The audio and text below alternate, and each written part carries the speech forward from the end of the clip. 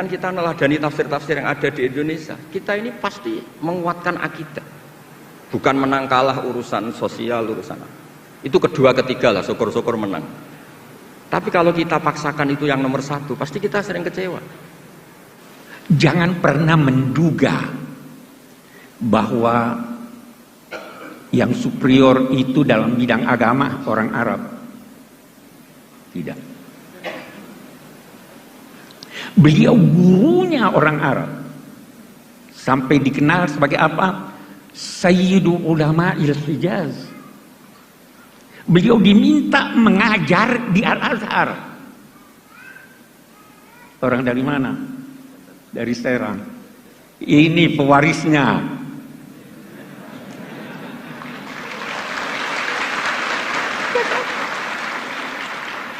Terus sebabnya saya selalu bilang, ini perlu didorong ini orang alim besar nih tapi sembunyi diri nih. Saya enggak pernah setuju sama dia.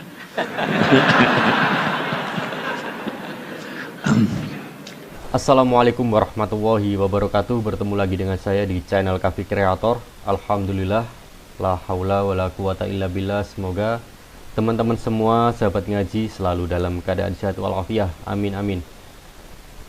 Pada video kali ini saya mau menampilkan video ngajinya Gus Baha yang paling terbaru di bulan Desember ini. Dan Desember ini Gus Baha juga kemarin ngaji rutinan di Kudus, namun tidak ada siaran live-nya. Untuk kali ini ngaji Gus Baha di Universitas Islam Indonesia, dan dalam acara ngaji bareng bersama Gus Baha dan Profesor Quraish Shihab pada hari Senin 4 Desember 2023, dan acaranya tepat di pagi hari jam 8:30. Berlokasi di Auditorium Profesor Kiai Haji Abdul Qahar, Mudzakkir Kampus Terbatu Universitas Islam Indonesia. Dan Universitas Islam Indonesia berharap acara ini dapat memberikan wawasan dan keberkahan bagi kita semua. Dan oke, tidak usah lama-lama, ini langsung saya persiapkan video ngajinya. Bismillahirrahmanirrahim, kita simak bareng-bareng. Assalamualaikum warahmatullahi wabarakatuh. Waalaikumsalam warahmatullahi wabarakatuh. Bismillahirrahmanirrahim. Tabarakalladzi nazzalal furqana ala 'abdihi liyakuna lil 'alamina nadhira. Allahumma shalli wa sallim wa barik ala sayyidina Maulana Muhammadin wa ala alihi wa sahbihi asma'in. Amma ba'du. Yang kita hormati bersama Profesor Dr. Muhammad Quraish Shihab, semua yang hadir saya hormati, karena kalau mau nyebut sudah disebut Pak Rektor sebagai bentuk penghormatan bahwa ingatannya jenengan itu bagus, pokoknya kayak yang disebut Pak Rektor. Kedua, saya alhamdulillah ini rektornya tawaduk sekali, tahu diri, jadi alhamdulillah bagus. Singkat cerita, beliau pernah ke rumah saya sama Pak Lutfi sama Pak Arsoyo, minta saya ikut jadi pembina di Badan Wakaf. Ya karena diteror, didatangi orang-orang sepuh, saya bilang iya gitu. Kalau adat Jawa itu kalau didatangi itu kan kayak diteror. Yes. Padahal saya di sini tuh lama sekali. Derekno Profesor saya ini ikut bantu. Karena latar belakang beliau itu sastra adab. Dulu di Al-Azhar sama dengan Profesor Quraish, seniornya Pak Quraish. Saya mulai kecil nekuni fikih, terutama fikih. Tapi karena bapak saya itu hafal Quran, keluarga saya itu banyak yang hafal Quran. Hafal beneran, maksudnya itu hafal betul itu. Nah, sehingga terus saya juga ikut hafal. Nah, kenapa judulnya seperti ini?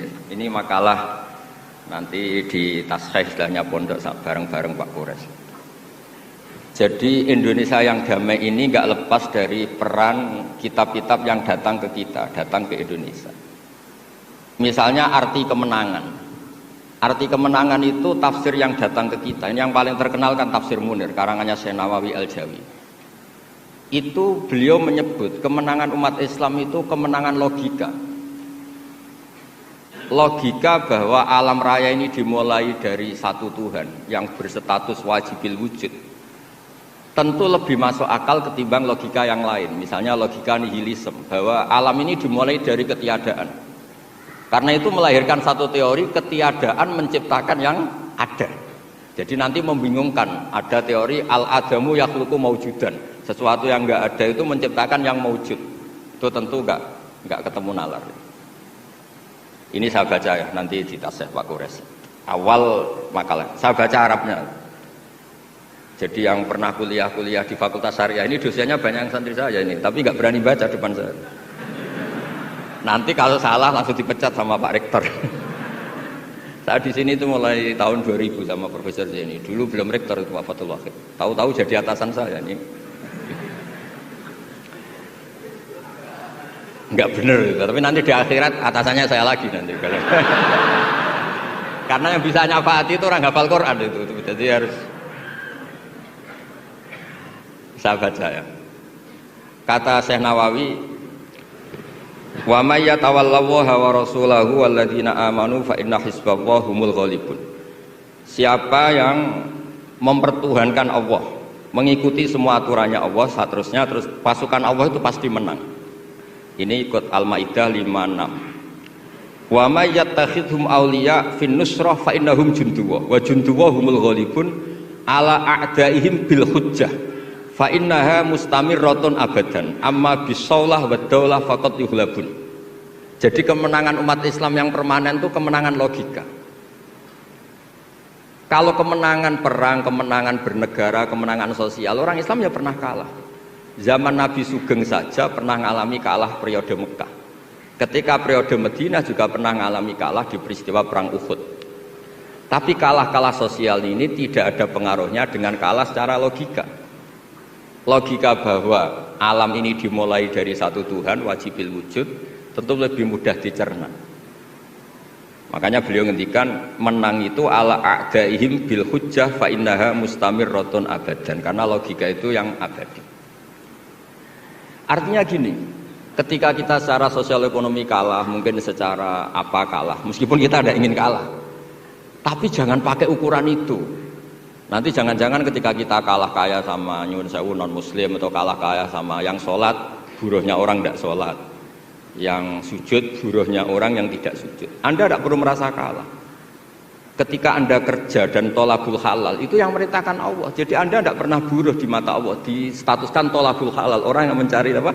Halal, dan itu ibadah. Karena Islam hanya mengakui hukumnya Allah. Dulu Sayyidina Ali karramallahu wajhah pernah ajjaro nafsahu li Yahudiyin, juga pernah kerja di orang Yahudi. Tapi nggak merasa hina karena tolabul halal itu perintah Allah. Dulu Nabi pernah nggak punya uang. Alhamdulillah ditiru banyak umatnya, kalau nggak punya uang itu banyak, alhamdulillah itu. Semoga jangan karena ingin punya uang ingin jadi dosen, berarti nyari jadi guru karena ingin punya uang. Semoga enggak jadi guru karena ingin ngajar, nggih monggo niki tobat niki gitu. Jadi walhasil terus akhirnya Nabi itu mau beli gandum lah atau makanan. Cara Indonesia mungkin beras. Cara Jawa itu ngutang. Terus kata orang Yahudi, jaminannya apa Muhammad? Nabi sempat bilang, ngendikan, saya ini dipercaya langit, masa kamu tidak percaya saya? Kata orang Yahudi itu menurut orang Islam, saya ini Yahudi kan? Walhasil Nabi terus rohanahu dir'an. Nabi menggadekan rompi perang sebagai jaminan kalau kapan-kapan tidak kuat bayar. Ya muamalah sama orang Yahudi. Jadi intinya tafsir yang datang ke kita itu banyak cerita.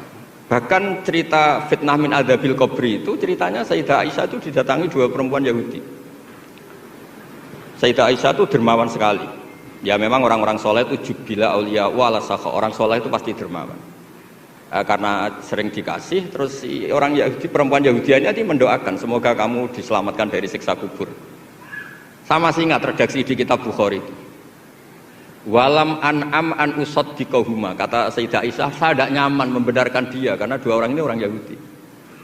Setelah Nabi datang terus diceritani sama Sayyidah Aisyah, itu benar bahwa nanti memang ada adzabil qabri. Semenjak itu ada isti'adzah min adzabil qabri. Allahumma inni a'udzubika, seterusnya sampai min adzabil qabri wa min fitnatil mahya.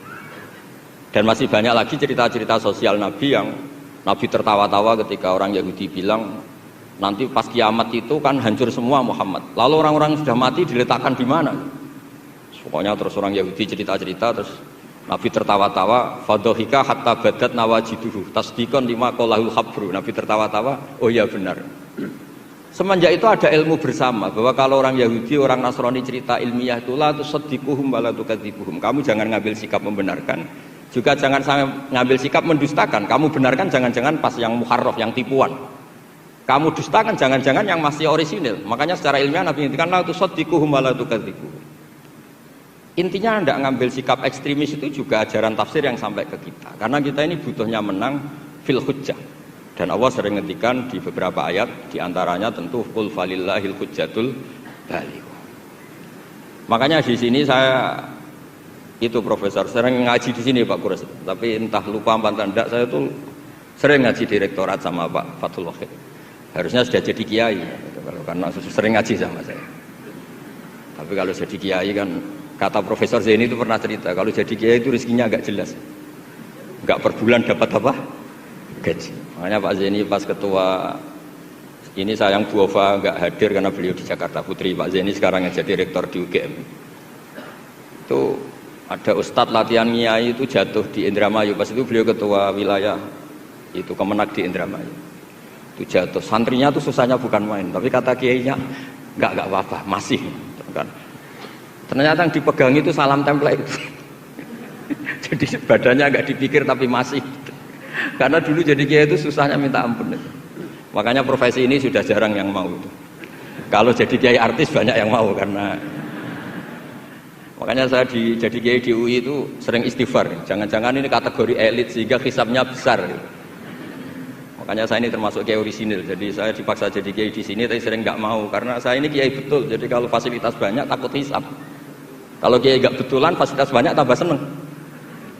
Nah ini bukan nyindir siapa-siapa, ini memang aturan ikhlas begitu. Mukhlisina lahuddin, enggak nyindir siapa-siapa, memang aturannya begitu. Saya cerita di keluarga saya yang masih megang itu. Di pondok itu ajaran pertama itu tauhid, dan itu mesti diajari sifat pertama Allah itu wajibul wujud. Wujud kita mbakok mukhalafatul lil hawadis. Dan mereka sering beri contoh. Kenapa tafsir Munir bismillahirrahmanirrahim? Pertama yang diterangkan oleh tafsir Munir, Senawi Al-Jawi. Kenapa Al-Quran dimulai dari ba? Dan ba dimulai ada titiknya satu. Itu Allah seakan-akan mau maklumatkan bahwa awalu hadil mawujudat adalah nuqtah wahidah.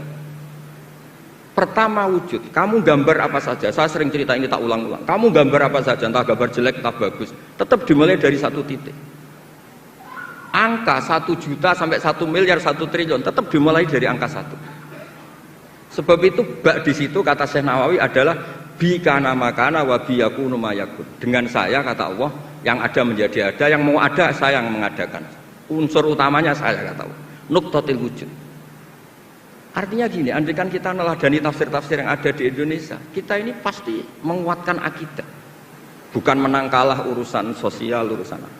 Itu kedua ketiga lah, syukur-syukur menang. Tapi kalau kita paksakan itu yang nomor satu, pasti kita sering kecewa.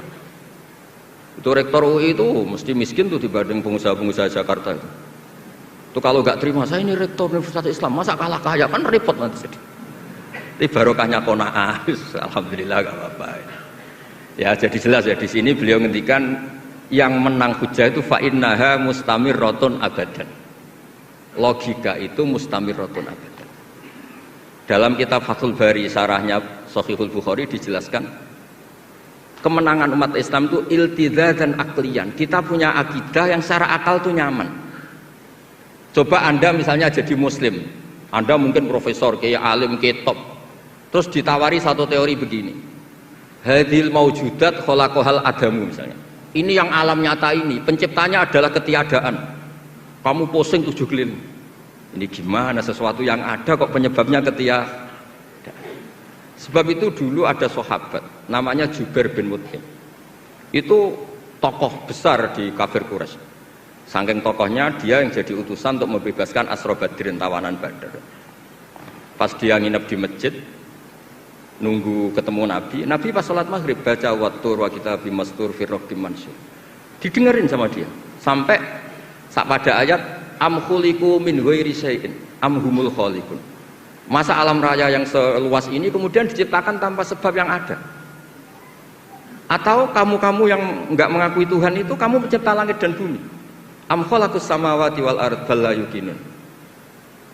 Nangis dia. Nangis terus sungkem masuk Islam. Sampai ngendikan fakaan nama sudi qalbi. Sebagian riwayat kada qalbi ayatir, dengan logika yang dibangun Quran itu hampir habis, saya habis. Karena Quran sangat demokratis. Qul ara'aytum ma tad'una min dunillah aruni madza khalaqu minal ardi am lahum syirkun fis samawat. Kalau Anda merasa jadi Tuhan enggak apa-apa. Tapi tunjukkan reputasi Anda. Apa Anda menciptakan langit bumi? Apa ketika saya bikin langit kata Allah kamu ikut urun? Saya sering cerita apa kamu ikut nyumbang semen pas saya bikin langit? Enggak kan? Malah sebagian ayat Allah ngendikan ma asyadtuhum khalqas samawati wal ard. Mereka-mereka yang kamu tuhankan ketika aku bikin langit bumi, mereka di mana? Membantu saya apa kata Allah? Kok enak tahu-tahu jadi Tuhannya bumi, enggak ikut bikin, ikut jadi Tuhan gitu. Itu habis Jubair bin Mut'im. Akhirnya masuk Islam. Artinya gini, ketika Islam belum kuat, masih banyak ashabis sufa yang miskin, mondok saja numpang Nabi. Itu hujahnya sudah menang. Makanya kata Syekh Nawawi, yang mesti menang itu hujah fa innaha mustamirratun abadan. Ya dicicil aja satu aja ya, nanti kapan-kapan ketemu lagi. Terus ini yang agak rileks, ini yang spesial, saya itu jarang pergi sama istri saya gara-gara memang adatnya gitu. Tapi karena soal Pak Kures tadi istri saya ikut karena Pak Kures juga bawa istri. Ini spesial betul. Biasanya saya agak pernah karena adat keluarga saya itu ya begitulah. Ya jadi saya mohon semohon-mohonnya nanti Pak Kures bisa nerangkan panjang lebar. Jadi terus yang kedua ya dua aja lah dua. Ya ayyuhalladzina amanu sabiru. Di sini dijelaskan ala masyaqqatil istidlal fi ma'rifati tauhid wan nubuwah wal ma'ad. Wa ala masyaqqatis istinbatil jawab an syubuhati nahwil falasifah. Wahai orang-orang yang beriman, bersabarlah kamu. Di sini artinya sabar itu apa? Membuat logika yang mudah difahami banyak orang, kemudian orang itu mencintai Allah dan Rasul. Dulu itu ada orang Bedui. Ketika Imam Asy'ari berpendapat, iman yang diterima itu imanul mufakkir, bukan imanul muqallid. Enggak boleh taklid buta dalam iman. Terus ditentang banyak orang. Dulu zaman Nabi banyak orang Bedui imannya diterima. Terus kata Imam Asy'ari, coba kamu jalan-jalan di kampung. Ternyata orang kampung ketika ditanya, bima arafta rabbak? Kamu selalu ngurusi ternak, ngurusi sapi, unta. Lalu kamu tahu Tuhan kamu dari mana? Jawabnya orang A'rabi ini, al-ba'ratu tadullu alal ba'ir wa atharul aqdam yadullu alal masir. Ada kotoran ya ada sapinya. Kalau ada bekas orang lewat ya pasti ada yang lewat. Artinya kalau ada makhluk itu pasti ada atharun min athari qudratillahi ta'ala. Pasti ada bukti yang menciptakan. Itu ulama terus bikin logika. Lah yang saya sering cerita paling populer di kitab saya punya kitab namanya Nailul Ma'mul, karangannya Syekh Mahfud At-Turmusi, itu orang Indonesia juga. Beliau nukil dari cerita Imam Amudi. Saya cerita di mana-mana. Imam Amudi itu gurunya Syekh Izzuddin bin Abdussalam, Sultanul Ulama, itu punya guru namanya Imam Amudi. Itu senangannya ngajar matematika, bukan ngajar tafsir, ngajar matematika. Terus ketika beliau meninggal, muridnya tanya. Tadi Profesor Kures juga cerita mimpi. Ini saya cerita mimpinya Imam Amudi.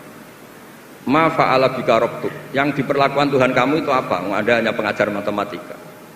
Terus kata Imam Amudi, ternyata ketika Allah ketemu saya mengumpulkan banyak malaikat disuruh ngajar saya. Sama siapa teknya? Istadilla ala wahdaniyati bi hadrati malaikati. Coba kamu terangkan cara menemukan saya bahwa saya ini satu di depan para malaikat. Kalau malaikat kan sudah tahu karena bawa aras, bawa surga neraka. Terus kata Imam Amudi, beliau ngendikan semuanya adalah, beliau ngendikan angka itu 2, 3 sampai 1 triliun sampai berapapun, nisbatu dzalika ilal wahid nisbatul far'i ilal asli. Angka itu entah 2, entah 4, entah 1 miliar, 1 triliun dibandingkan angka 1 tetap namanya nisbatul far'i ilal asli. Tetap semuanya itu tabang dari angka 1. Fasabatal wahid jalla jalaluh, maka yang mesti abadi, yang mesti ada al wahid jalla jalaluh. Allah senangnya bukan main. Loh ini loh pinter, nggak jadi malaikat sudah ngerti kalau saya ini satu. Nah itu ya pinternya ulama. Isbiru ala masyaqqatil istidlal fi ma'rifatit tauhid. Nggih, clear ngoten mawon. Monggo niki kula saya bulbet Pak, karena saya niki anak buah Pak Wahid pegawai. Monggo jenengan.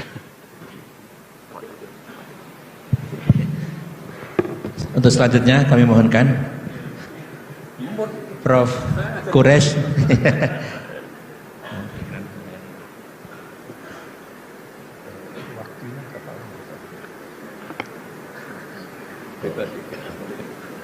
Sampai maghrib. Bismillahirrahmanirrahim. Bapak Rektor, bapak-bapak, ibu-ibu, saudara-saudara sekalian, Assalamualaikum warahmatullahi wabarakatuh. Waalaikumsalam warahmatullahi wabarakatuh. Berbahagia saya dapat bertemu, dapat berbincang, dapat belajar dengan bapak-bapak dan ibu-ibu sekalian. Saya tidak ingin mulai sebelum berkomentar tentang ayat yang dipilih tadi. Tadi dibacakan wa ma Muhammadun illa rasul qad khalat min qablihi rusul afa in mata aw qutila qalabtum ala aqabikum wa may yanqalib ala aqibaihi fala yadhurrullaha syai'a. Ayat ini pelajaran buat kita. Ayat ini turun setelah perang Uhud. Sebahagian sahabat Nabi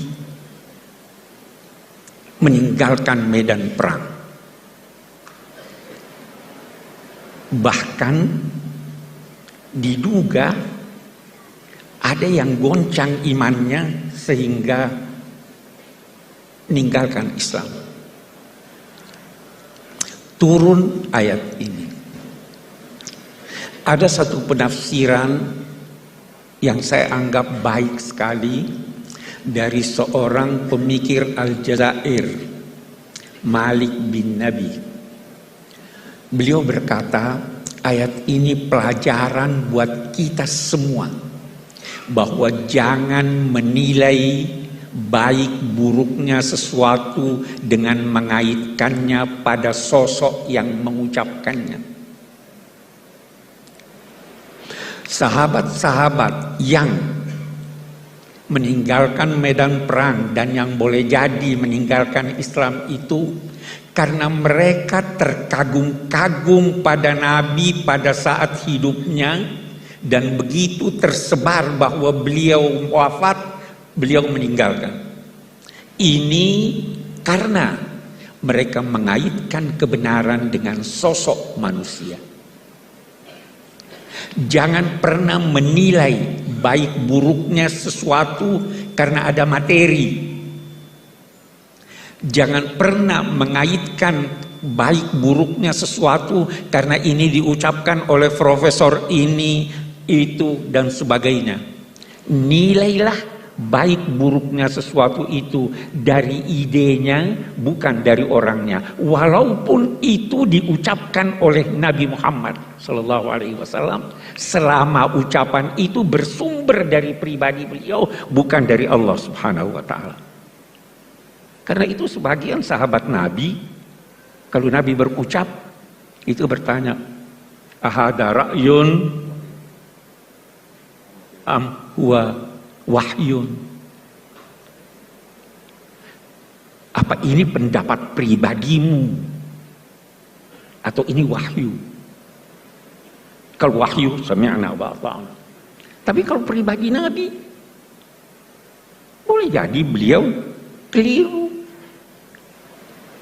Nah, ini saya kira pilihan yang baik untuk mengingatkan kita. Dan untuk menjadikan kita ketika menilai atau membaca tafsir-tafsir dari siapapun, termasuk orang-orang yang kita kagumi, jadikanlah kebenaran baik atau buruknya sesuatu itu berdasarkan ide yang disampaikannya. Itu yang pertama. Nah, tafsir karya ulama Indonesia cukup banyak, tetapi tidak banyak yang komplit 30 juz. Itu satu. Dan tidak banyak juga yang dalam bahasa Melayu atau bahasa Indonesia. Turjumanul Mustafid karya Abdul Rauf Singkel, Allah yarhamu, itu dinilai sebagai kitab tafsir berbahasa Melayu pertama yang komplit. Walaupun perbedaan pendapat ada. Itu dinilai, ada yang menilainya terjemahan dari tafsir Al-Baydawi. Snokor-Holonyo berpendapat begitu. Tetapi tafsir Al-Baydawi panjang ini tidak pendek. Sehingga ada yang menilai bahwa itu adalah terjemahan dari tafsir Al-Jalalain. Betapapun, saya tidak ingin masuk kepada ini terjemahan atau bukan, tetapi yang jelas bahwa beliau perintis penafsiran Al-Quran dalam bahasa Indonesia. Kita ingin ini kembali. Rintisan ini perlu sekarang. Kalau kita mau cari, siapa yang bisa merintis, menulis tafsir Al-Quran dalam bahasa Inggris? Yang pertama lakukan itu Muhammad Asad, orang Austria yang asalnya Yahudi. Tetapi itu Yahudi yang baik, bukan Zionis. Saya bermimpi ketika kita mengenang Syekh Abdul Rauf Singkel yang tafsirnya itu berpengaruh selama 3 abad. Beliau wafat tahun 1690-an. Saya bermimpi ada tafsir yang bisa memperkenalkan Indonesia bahwa ini dalam bahasa Inggris.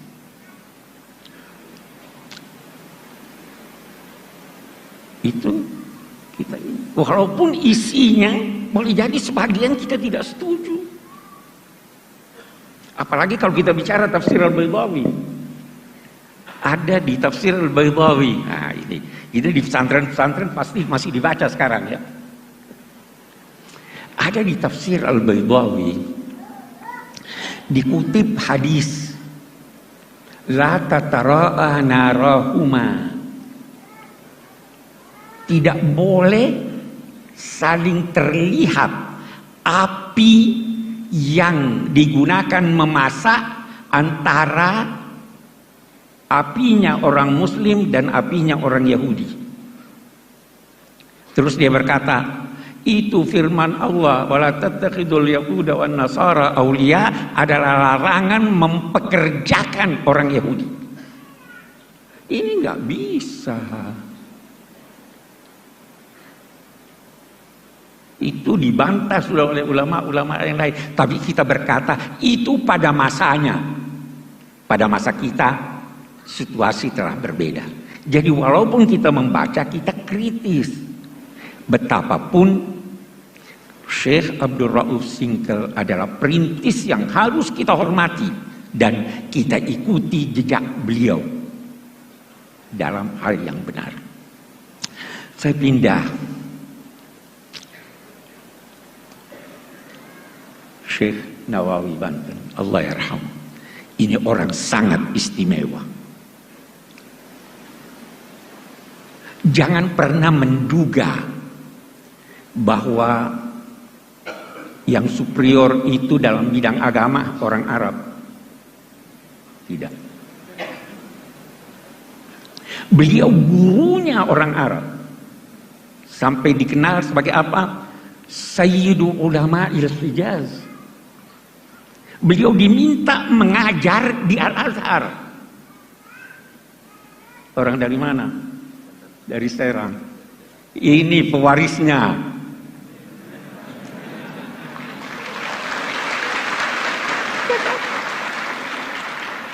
Terus sebabnya saya selalu bilang ini perlu didorong ini.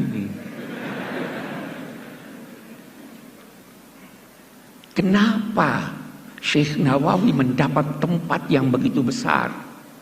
Kalau kita baca tafsirnya, saya itu terkagum-kagum baca nama tafsirnya dan mukaddimahnya. Rahasianya ada di sana. Nama tafsirnya Marah lagi. Marah itu atau marah itu tempat istirahat. Labid itu orang yang menetap. Dia merasa beristirahat ketika membaca Al-Quran.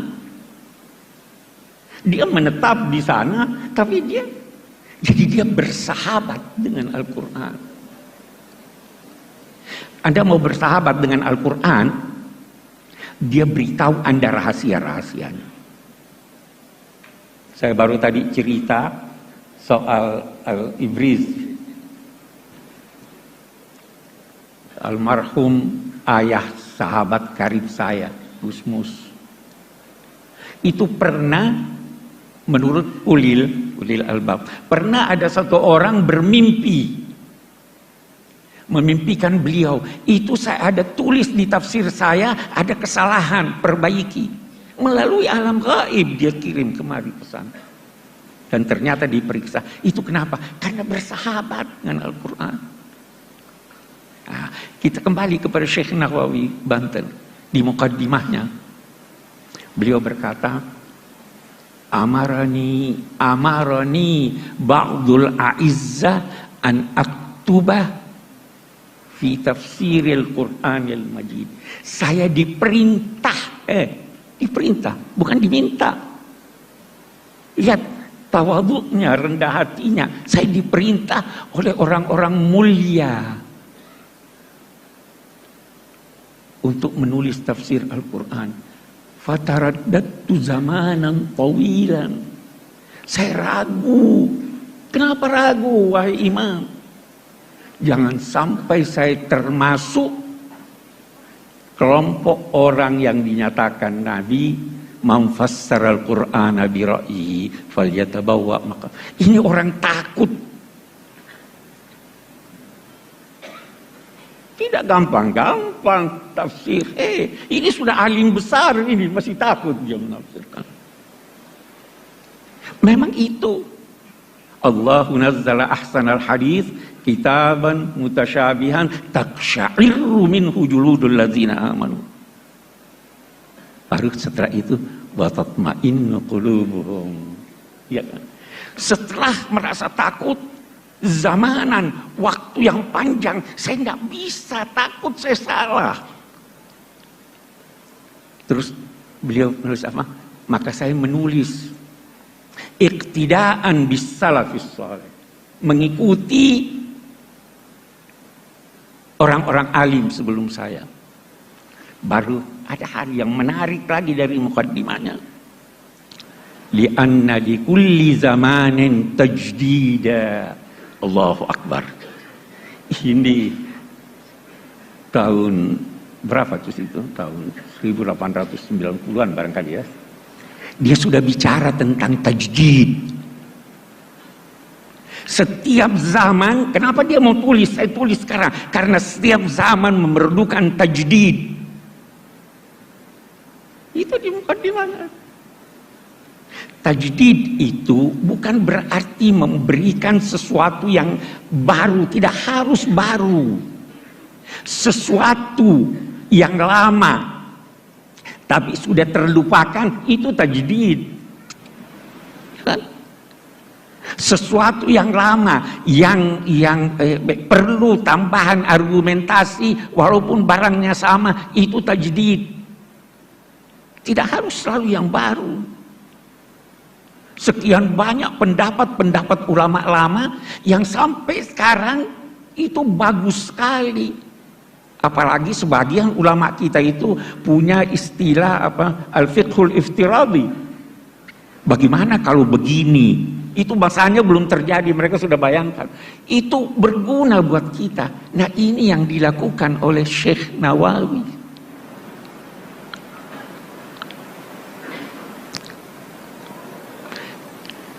Sekali lagi, beliau sangat takut salah, tetapi ingin untuk menjelaskan, mengikuti as-salafus saleh. Dari sini lahir apa yang dinamakan syarat-syarat seorang penafsir, supaya tidak keliru.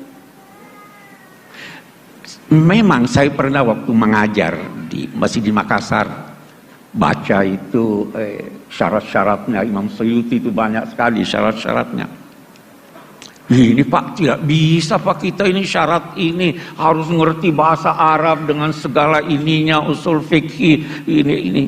Saya jawab mereka, itu buat yang mau menafsirkan seluruh Al-Quran.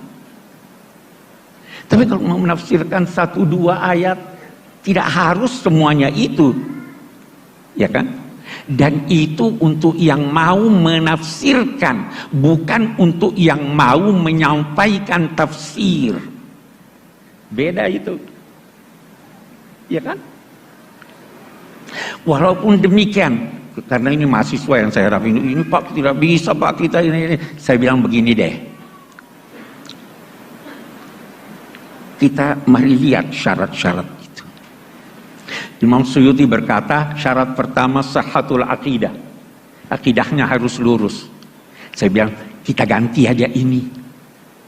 Bagaimana? Objektivitas. Asal objektif. Tidak harus. Anda boleh mengambil pendapat orientalis. Asal dia objektif. Tidak harus sahhatul aqidah. Akidahnya salah. Tapi kalau benar, al-hikmatu dhalatul mu'min. Terus bagaimana ini? Saya bilang tidak usah perhatikan itu. Syarat, hindari saja sebab-sebab kekeliruan. Sebab kekeliruan itu salah satu diantaranya tidak ngerti bahasa Arab.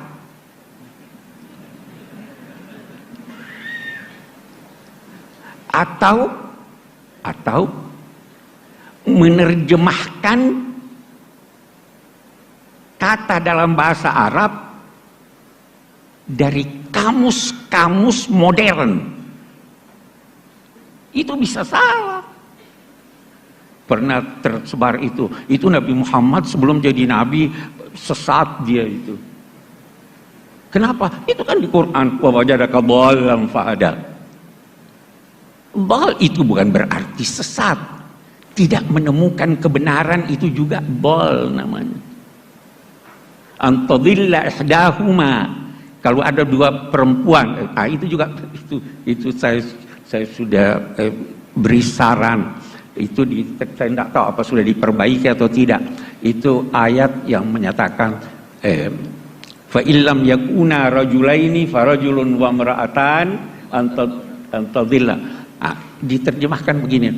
Kalau tidak ada 2 orang lelaki, tidak ada seorang lelaki, maka 2 orang perempuan. Masa tidak ada 2 orang? Kalau bukan, beda enggak?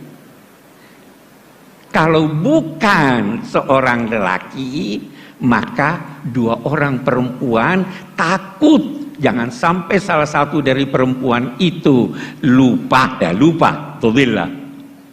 Ya kan beda sudah ini. Tidak ngerti bahasa Arab. Ini bagus nih. Terjemahan artinya. Karena tidak mungkin Al-Quran itu dialih bahasakan. Mengalih bahasakan bahasa Jawa ke bahasa Indonesia aja tidak mungkin. Terlalu kaya bahasa Jawa. Ya. Apalagi Al-Quran, kita terjemahkan maknanya. Tapi jangan keliru. Di sini Al-Baqarah diartikan apa? Sapi betina. Kenapa betina? Karena ada tak marbuta. Itu bukan tak marbuta yang menunjukkan perempuan atau jenisnya. Itu jenis sapi. Ada yang liar, ada yang ini jantan atau tidak. Itu Baqarah, kawan. Tapi kekeliruan kita itu. Jadi sebentar kita akan bicara lebih banyak tentang itu. Yang penting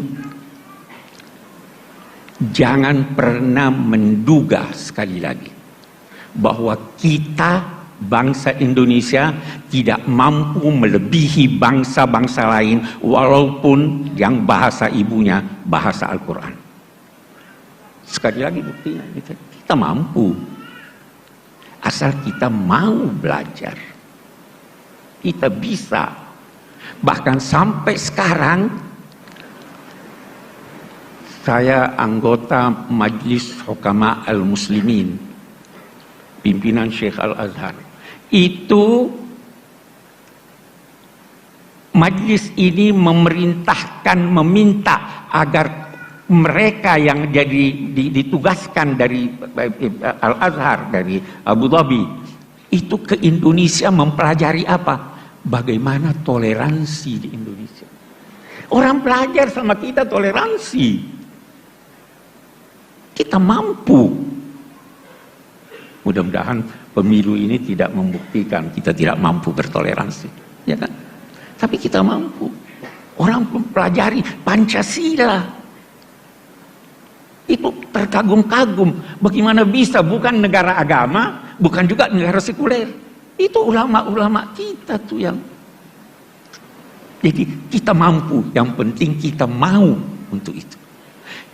Kita sekali itu kalau kita bicara Syekh Nawawi panjang kalau kita mau bicara tentang beliau. Tapi saya kira yang saya ingin garis bawahi bagaimana tawadhu beliau, bagaimana rasa takut beliau, bagaimana kesungguhan beliau di dalam menafsirkan Al-Quran sehingga mampu memberi bekas yang sangat besar dalam pemikiran umat Islam khususnya pada masa lalu. Mari kita lihat lagi yang lain. Tafsir itu adalah penjelasan tentang maksud firman-firman Allah sesuai kemampuan manusia. Kemampuan manusia bertingkat-tingkat. Kecenderungan manusia bertingkat-tingkat. Berbeda-beda. Sehingga corak tafsir itu berbeda-beda, bahkan bisa jadi ada penafsiran antara satu dengan yang lain itu sedemikian berbeda sehingga bisa dinilai bertolak belakang. Jangan cepat-cepat mempersalahkan. Saya beri contoh. Apa artinya nikah? Itu kita baca itu ayat. Wala tankihu ma nakaha aba'ukum minan nisa. Nikah itu akad atau hubungan seks. Kalau saya berkata nikah itu akad, maka seorang ayah yang berhubungan seks dengan seorang wanita, lalu wanita itu hendak dikawini oleh anaknya, boleh atau tidak? Boleh, karena dia tidak menikah. Tapi kalau kita berkata bahwa nikah itu adalah hubungan seks, berlawanan kalau nikah. Kalau dia sudah menikah walaupun belum berhubungan seks, sudah tidak boleh. Jadi kita harus mentoleransi ini, silahkan. Banyak sekali hal-hal semacam itu. Tapi ada hal yang menarik. Ada hal yang menarik. Dari tafsir-tafsir berbahasa Indonesia ini, ada yang jelas sekali nuansa Indonesianya. Tafsir Buya Hamka itu jelas sekali nuansa Indonesianya. sajak-sajak dalam bahasa Indonesia. Ya toh? Bahasa Indonesianya indah. Contoh-contohnya itu yang kita kenal di Indonesia. Saya di Tafsir Al-Misbah, belum habis waktu saya. Saya di Tafsir Al-Misbah ada menulis tentang mathalu kalimatin thayyibah kasyajaratin thayyibah. Perumpamaan kalimat thayyibah la ilaha illallah itu adalah seperti pohon yang baik. Asluha sabit wa far'uha fis sama. Akarnya menghunjam ke dalam, kokoh. Cabangnya naik, menjulang ke atas dan menghasilkan buah yang banyak. Banyak ulama, termasuk saya yang mengutip ini, mengatakan itu pohon korma. Tapi pernah lihat pohon korma? Tidak semua kita pernah lihat pohon korma. Bagaimana kalau kita tafsirkan, terjemahkan itu dengan pohon kelapa? Bisa saja. Itu sangat Indonesiawi itu. Iya kan? Itu corak tafsir. Kita ingin problema-problema kita carikan solusinya di dalam Al-Quran. Salah satu kritik terhadap kitab-kitab tafsir yang lama adalah memberikan solusi terhadap problema mereka, bukan problema kita.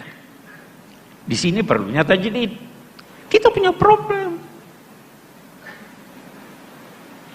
Al-Quran turun untuk itu. Apa itu? Kana nasu ummatan wahidah. Faba'atsallahu an-nabiyyina mubashshirina wa munzirin wa anzala ma'ahumul kitab liyahkuma bainan nasi fi maktalaf. Alkitab itu turun untuk memberi putusan tentang perselisihan manusia. Ulama itu bertugas menyelesaikan problem, bukan menjadi problem. Ya. Itu tugas kita.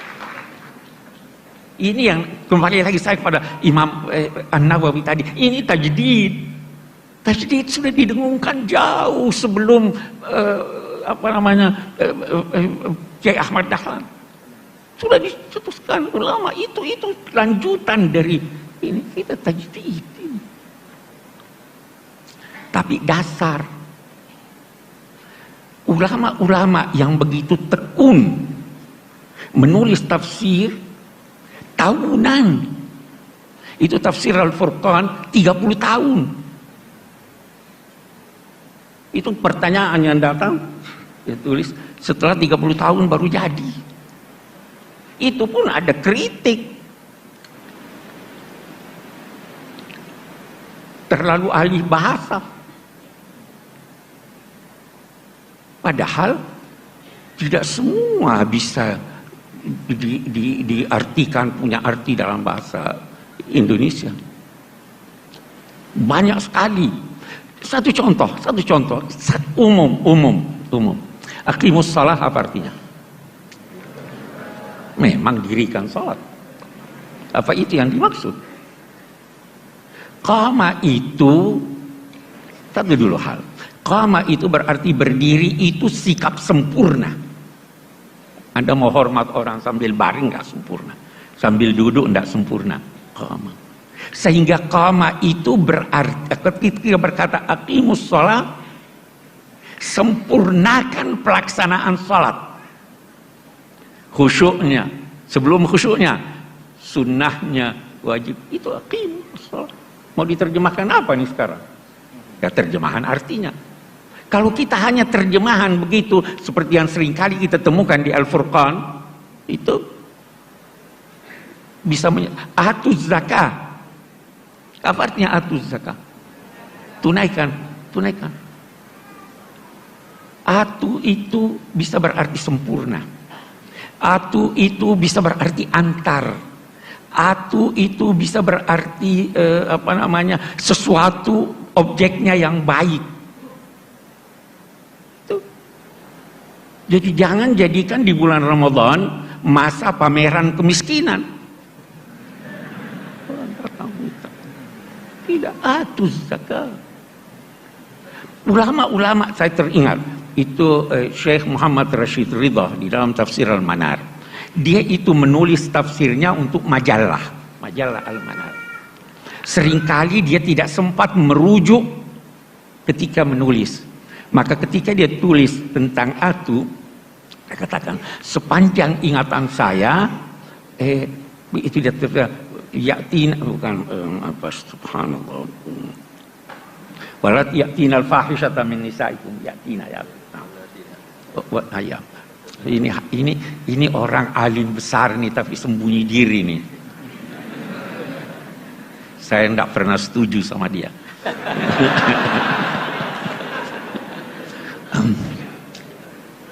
Dia katakan atu itu untuk sesuatu yang buruk. Yatina sesuatu yang buruk. Yatina al-fahisha. Rashid Ridha kita hormat, tapi karena tidak hati-hati dia salah.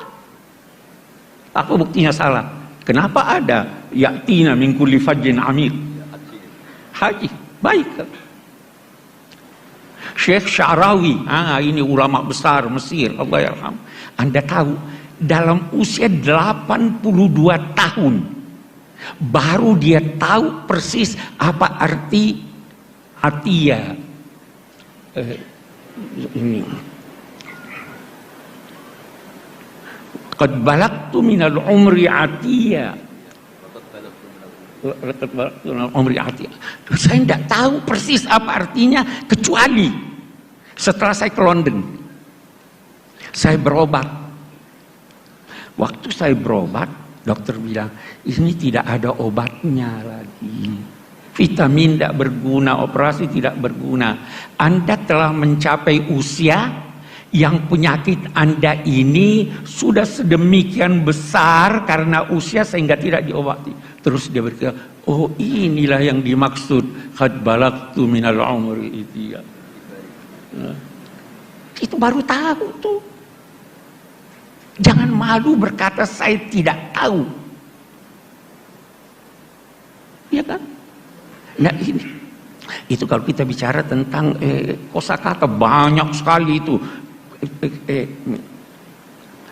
Seringkali orang keliru, tidak memperhatikan hubungan antar ayat. Ini ada hubungannya dengan itu.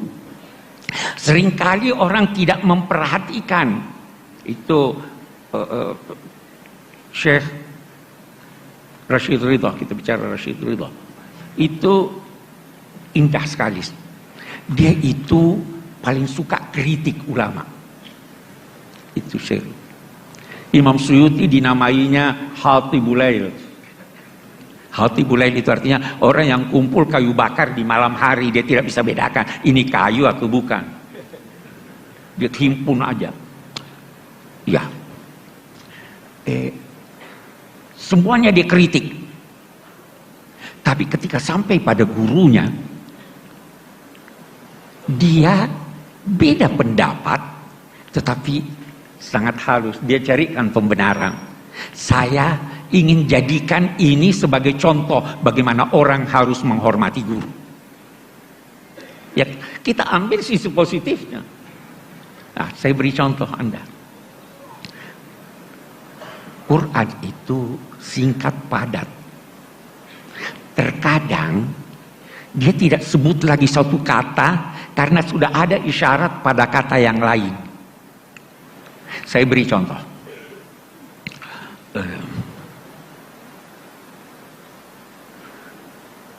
Ja'alakumul laila litaskunu fihi wan nahara mubsira.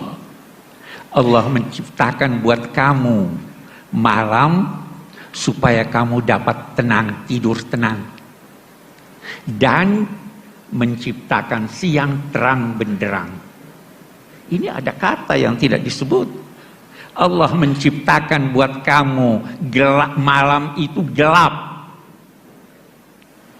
supaya kamu dapat tenang tidur, Kenapa dia tidak sebut gelap? Karena di sini sudah ada dia sebut mubsiran. Tapi dia tidak sebut untuk apa itu mubsiran, karena sudah ada di sana lawannya. Sama dengan zuyyina linnasi hubbus syahawati minal nisa'i.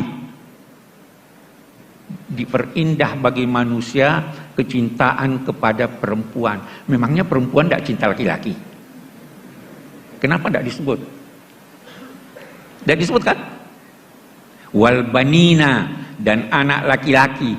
Memangnya anak perempuan tidak disebut? Saya punya 4 anak perempuan, semua saya cintai.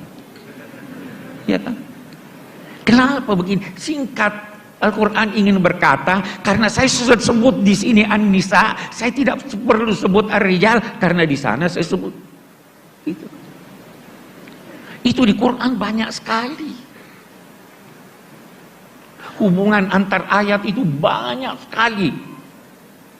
Yang biasa karena tidak memperhatikan itu, kita masuk dalam kekeliruan pada penafsiran ayat-ayat Al-Quran. Itu kita lihat. Dan ulama-ulama kita itu tidak segan-segan mengoreksi pendapatnya. Saya pernah ditanya, Pak Kures, koreksi enggak? Ada enggak kesalahan di tafsir Al-Misbah yang banyak? Koreksi enggak? Saya bilang saya serahkan pada yang lain untuk mengoreksi, karena saya sudah tua, saya sudah tidak bisa. Kalau Pak Hasbi As-Siddiqi itu dia koreksi. Itu ulama beneran. Itu ulama-ulama kita. Iya kan? Jadi sebenarnya sekali lagi saya ingin katakan, kita ini alhamdulillah punya potensi yang sangat besar untuk mengembangkan ilmu pengetahuan. Dan mungkin yang diperlukan adalah tekad dan bantuan Allah Subhanahu wa ta'ala. Yakinlah kalau Anda bersahabat dengan Al-Quran, dia akan menyampaikan pada Anda rahasia-rahasianya. Baik melalui bacaan Anda maupun melalui ilham.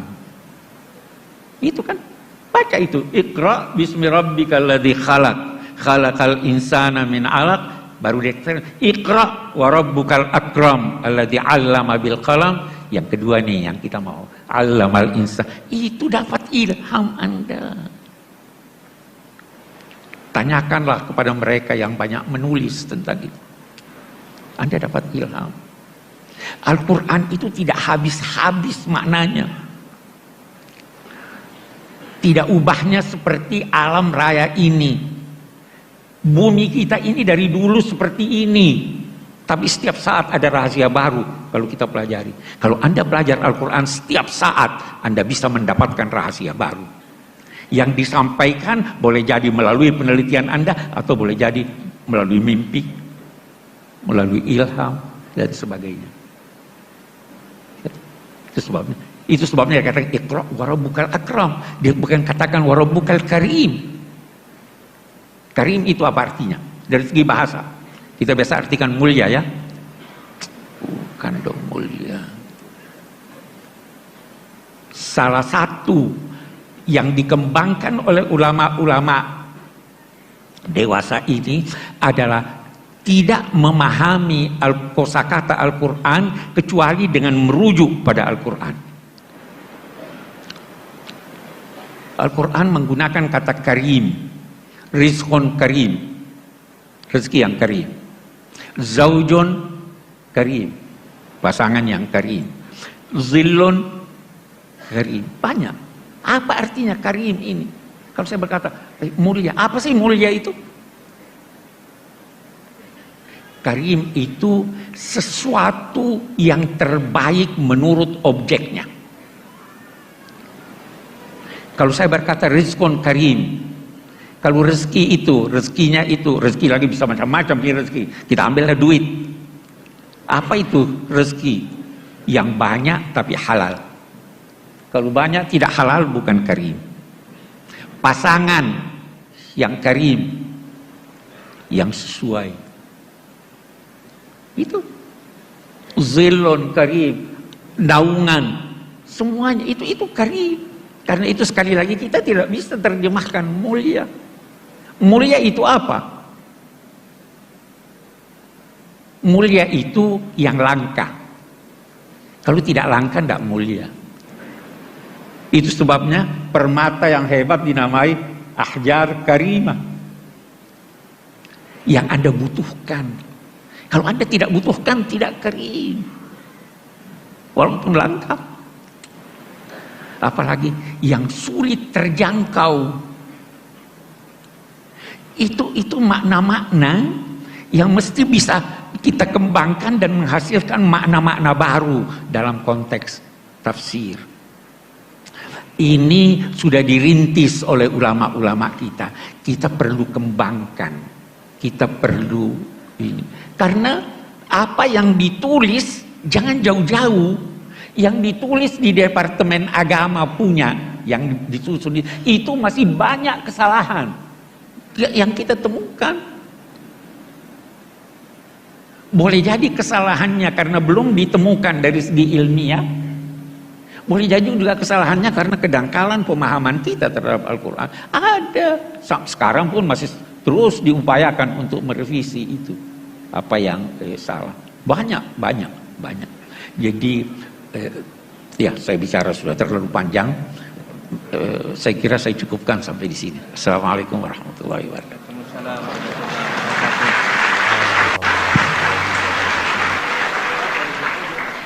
Terima kasih Prof. Quraisy.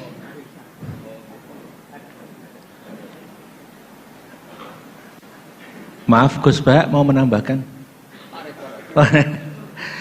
Ibu Bapak yang hormati, kita masih punya waktu dan kita buka sesi tanya jawab. Nanti mohon.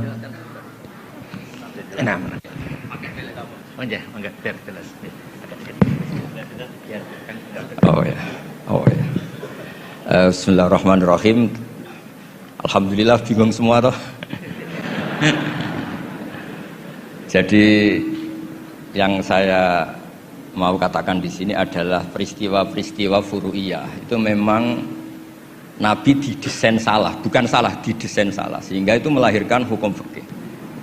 Nabi itu pernah sholat duhur, itu di riwayat Bukhari hanya 2 rakaat. Setelah itu pulang sampai pintu gerbang mau sampai dalam, sahabat yang kayak kita-kita ini senangnya bukan main, karena ini revisi hukum dari 4 menjadi 2. Senangnya minta ampun. Yang kayak saya lah, termasuk jenengan semua. Terus kemudian sahabat yang akabiru sahabat karena beretika gak berani negur, gak berani tanya. Tapi ada sahabat namanya Dzul Yadain. Maksudnya menjelaskan dikatakan Pak Quraisy, yang dilakukan Nabi pun ada yang tidak dari wahyu, dan itu bisa dengan arti tadi desain Allah salah untuk syariat.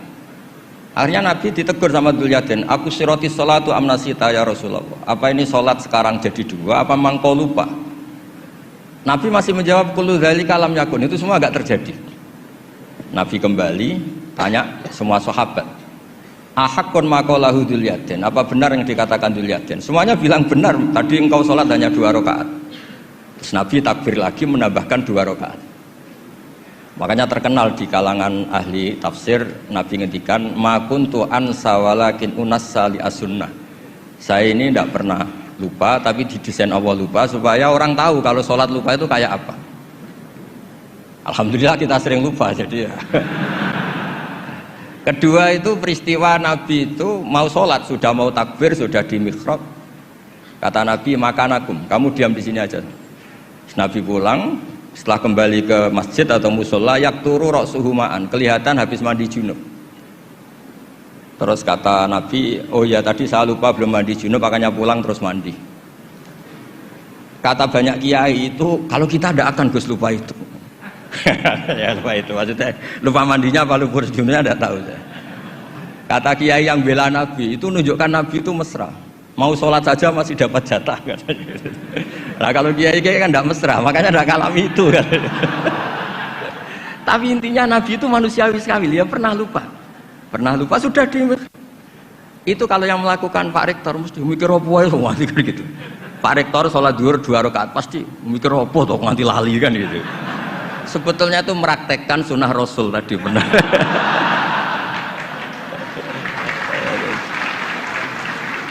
Tidak, supaya nanti jenengan nggak salah paham yang dikatakan Pak Kures tadi. Memang ada peristiwa furu yang seperti itu. Yang terakhir saya beri contoh. Sholat qadha itu normalnya tidak wajib. Normalnya secara fikih tidak wajib karena timingnya waktunya sudah kelewat.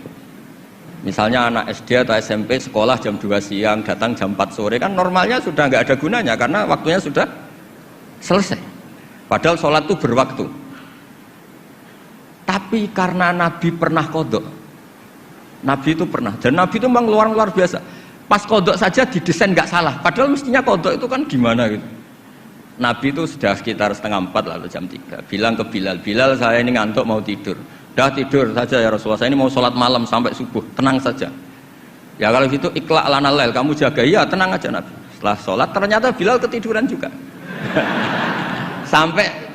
Sampai sekitar jam 8 kalau 8:30 sampai tidak membangunkan kita kecuali harus samsi sampai matahari panas. Terus Nabi tanya, Bilal gimana janji kamu? Katanya Bilal enak. Saya juga ngalami apa yang kau alami ya Rasulullah. Akhirnya terus Nabi nyuruh Bilal, nyuruh walhasil diadakan sholat jamaah. Nah berkahnya Nabi didesain lupa tadi diketahui kalau sholat qadha itu wajib. Andai kan tidak terjadi kesalahan itu, maka qadha itu tidak wajib karena momentumnya sudah kelewat. Jadi itu yang dengan arti itu tadi, ma kuntu ansa walakin unassa li as-sunnah. Saya ini tidak pernah lupa, tapi sering didesain Allah itu lupa. Supaya orang tahu kalau beribadah pas lupa atau ada kesalahan sosial apa, cara benahinya gimana. Terus yang kedua tentang tadi yang diceritakan Pak Kures belum dikasih nama iktifa kalau dalam bahasa Balawa. Quran itu sering pakai bahasa yang iktifa. Iktifa itu menyebut satu karena yang lainnya sudah diketahui. Atau dinisbatkan pada lawan bicara. Misalnya gini, kalau polisi bilang itu dibunuh oleh orang yang nggak dikenal, dicuri oleh orang yang nggak dikenal. Nggak dikenal itu binisbat kepada siapa? Kepada yang punya rumah kan. Kalau yang nyuruh kan tahu, teman malingnya kan tahu. Sodako rahasia, bagi yang dikasih kan tahu. Bilang rahasia binisbat ke siapa? Nah begitu juga Quran sering cerita alladzina yu'minuna bil ghaibi. Semua orang Islam itu iman sama Nabi Muhammad SAW. Itu tidak ghaib, Nabi musyahad, Nabi maujud musyahad. Tapi iktifa bil ghaibi wa bil musyahad. Orang yang enggak kelihatan saja iman, apalagi sama yang kelihatan. Jadi ada lagi wa huwallazi yabda'ul khalqa tsumma yu'idu wa huwa ahwanu alaih. Kalian semua tahu kan langit bumi yang menciptakan saya, maka setelah hancur saya juga menciptakan lagi. Dan itu lebih mudah kata Allah. Karena logika manusia adalah mengembalikan materi yang sudah ada lebih mudah ketimbang membuat dari awal. Jadi ada beberapa bahasa yang binisbat lil mukhatab. Sehingga bahasa Quran itu sering pakai misalnya nyun sewu wajadaha taghrub, matahari kamu lihat tenggelam. Allah tidak pernah cerita faidan asyamsu gharibah, matahari tenggelam. Nggak mungkin matahari yang al-jirmul akbar, fisik yang lebih besar tenggelam di bumi yang lebih kecil, nggak ada. Tapi fi nazaril aini, menurut pandangan mata, matahari sekarang sudah tenggelam di gunung itu. Wajadaha taghrub. Nah, di ayat-ayat seperti ini Quran sangat fasih sekali. Misalnya ngendikan watarul jibala tahsabuha jamidata wa hiya tamurru marras sahab. Wajadaha taghrub. Jadi kita mengatakan matahari tenggelam itu binisbat dengan ukuran mata kita melihat matahari tenggelam. Tapi hakikatnya tidak mungkin matahari yang lebih besar ketimbang bumi kemudian tenggelam di bumi. Nah makanya aturan-aturan tafsir yang dikatakan Pak Kures itu pilihannya dua. Kamu pura-pura nggak tahu saja sehingga GR jadi ahli tafsir. Atau ahli tafsir tugas karena UI butuh pusat studi tafsir terus ada yang daftar terus masuk gitu saja. Itu nggak ada ukurannya. Ukurannya pokoknya kroninya rektor masuk gitu. Kalau ukurannya dites ya mungkin yang lulus saya tok. Kalau dites itu yang lulus saya tok. Ya ini guyon tapi betulan katanya. Jadi apa ya gitu. Jadi memang nah yang tadi yang dikatakan Pak Kures memang benar, banyak lafadz ta yang lil wahdah bukan lil jinsi. Memang Baqarah itu lil wahdah bukan lil jinsi. Dan memang di beberapa tafsir termasuk tafsir di Kemenak itu juga masih diberi kata betina. Itu satu-satunya kita bela itu nyari tafsir-tafsir yang kebetulan sejenis.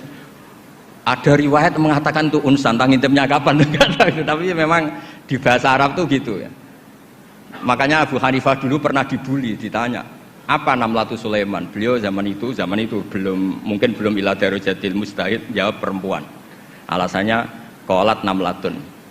Terus diingatkan sama ahli bahasa, itu namlah liwahdatil jinsi, karena dari kata ya ayuhan namlu ketika jenis pakai tanpa tak, ya ayuhan namlu dkhulu masakinakum, ketika sudah wahdah qalat namlatun. Makanya di antara argumentasinya Nabi Adam dulu nanti itu mau debat sama malaikat, kan kata Allah kan wala taqrabu hadhihi syajarah, pohon itu berarti satu tok yang dilarang, yang lainnya boleh. Jadi itu masalah-masalah yang setidaknya karena Anda dengar dari Pak Quraisy, dari saya, setidaknya bertobat lah. Kalau tidak ahlinya ya jangan ikut gitu. Itu aja berkahnya mengerti, kalau tidak mengerti itu ya itu. Jadi ya bertobat, kalau tobatnya diterima ya alhamdulillah, kalau enggak ya berharap diterima kapan-kapan. Nanti ini Pak Rektor biar ini di struktur UI itu atasan saya, tapi beliau sering ngaji sama saya, entah kuat yang mana, struktur guru sama supaya saling tawadhu itu karena kata Nabi, semua Nabi dikasih wahyu antawadhu hatta la yafkhara ahadun ala ahadin, semuanya harus tawadhu sehingga tidak ada orang yang saling sombong. Enggak apa-apa, ada kalah, ada menang, enggak apa-apa, malah bagus. Ya gitu, saya pikir nanti pertanyaannya yang gampang-gampang ya, karena nanti kalau jenengan tanya yang sulit itu berarti nggak paham, masih kesulitan. Kalau tanya yang mudah itu berarti Anda masih belum pinter. Coba nanti Anda milih aja. Abu Nawas pernah disuruh pidato, dia nggak bisa pidato, disuruh pidato. Akhirnya orang minta semua supaya beliau nggak pidato. Dia susahnya bukan main. Dia tanya, Anda semua orang pinter apa orang goblok? Kalau orang goblok butuh saya pidato nih. Kalau orang pinter nggak butuh. Akhirnya jawab, kita orang pinter. Ya sudah, wassalamualaikum warahmatullahi wabarakatuh.